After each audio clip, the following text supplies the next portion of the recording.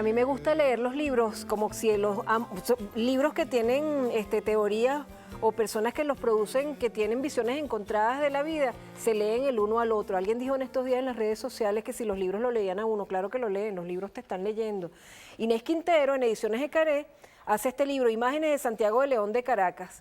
Y entonces aquí vemos una Caracas que ya no está y que, bueno, y que nos perteneció en algún momento, pero que ya no está. Ahora tenemos a esta Caracas, tu capital, muy hermosa, muy orgullosa de ser Caracas, con espacios recuperados gracias a la Alcaldía de Caracas y Distrito Capital, y que nos lo regalaron en un libro, en una feria. Nosotros entendemos también los libros como la recuperación de espacios para la lectura, como lo que está haciendo PDVSA La Estancia y sus proyectos patrimoniales. Hoy también hemos invitado a Beatrice Sansó de Ramírez, y ella quedó tan agotada después de la rueda de prensa que en 2 horas explicó los proyectos patrimoniales por hacer, además de todos los logros, que ella no podía más y no importa, igual lo vamos a celebrar aquí.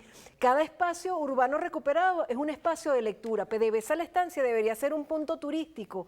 Se lo propusimos a Andrés Izarra dentro de las guías turísticas de Venezuela, y también un punto de invitación a los lectores a conocer la ciudad en sus espacios para la lectura. Fidel Barbarito, con quien también vamos a hablar en otros momentos, ministro de Cultura ahora, estuvo mucho tiempo a cargo del CENDI, entonces también la lectura que se acompaña de música, leer escuchando las voces risueñas de Carayaca, o leer bien alegres con el sonero clásico del Caribe en estas producciones del CENDI. Leer, como tú decías, Freddy, mientras estábamos preparando esta parte del programa, leer para descubrir otras cosas, no quedarse con el libro, cerrar y terminó y pasemos al otro, ¿no? ¿Cómo es eso? La lectura como un ejercicio de creación, no como un ejercicio de consumo, lo decía Juan también, sino de creación, ¿no? Sí, sí, nos hemos habituado a consumir libros y creer que el contenido es como nos decías ahora, simplemente vaciar una cosa en mí como si yo fuera un recipiente vacío.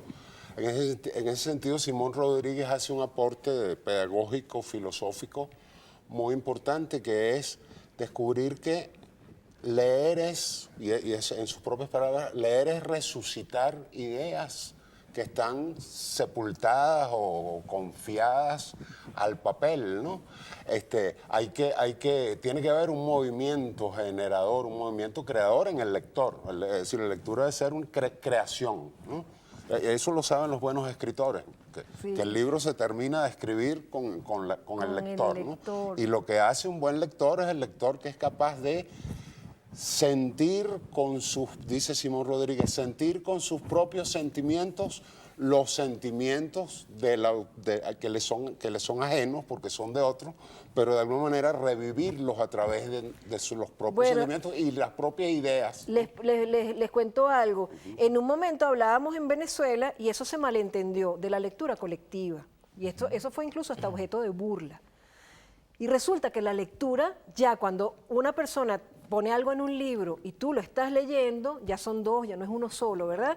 La lectura es un acto solitario, pero que se enriquece con el compartir con otros. Y entonces la lectura sí que es un acto colectivo, porque además nos conecta con las mentes, como decía Descartes, han dicho muchos autores más brillantes de todas partes del mundo. Claro, ¿no? claro. Y en los buenos talleres de promoción de lectura, como aquellos de los que tuvimos experiencia, Fred y yo, se descubre el potencial generador de la lectura oral, la lectura en voz alta.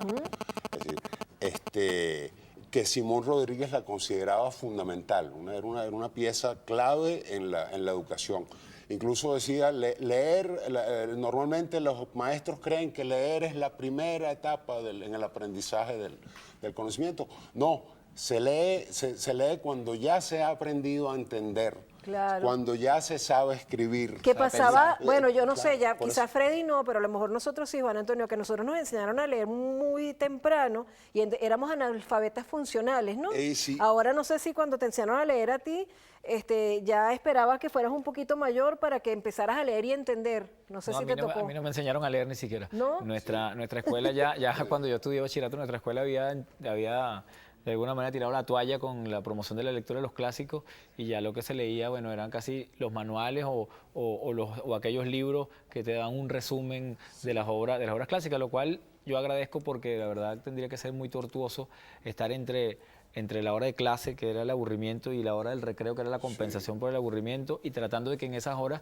tú te metieras en la cabeza detalles además marginales de obras importantes como El Quijote o la obra que fuese. Lo importante es que nosotros tenemos dentro de la estructura oficial de la educación, de la escuela, un gen muy reaccionario que evita a toda costa que el individuo, que el sujeto piense por sí mismo, que sea, digamos, autárquico a la hora de crear y a la hora de interpretar. Nosotros necesitamos una escuela de la interpretación, que la interpretación sea en todo momento la gasolina, el combustible de la producción de sentido y la producción de pensamiento. Pues leer es para producir sentido, y nosotros como seres humanos necesitamos el sentido, necesitamos estar produciendo sentido permanentemente por un asunto no solo simbólico, sino también de una supervivencia natural. Somos animales simbólicos que necesitan nutrirse de símbolos. Entonces hay que cuestionar la ideología tradicional de la lectura, de la logomaquia, insisto, que está muy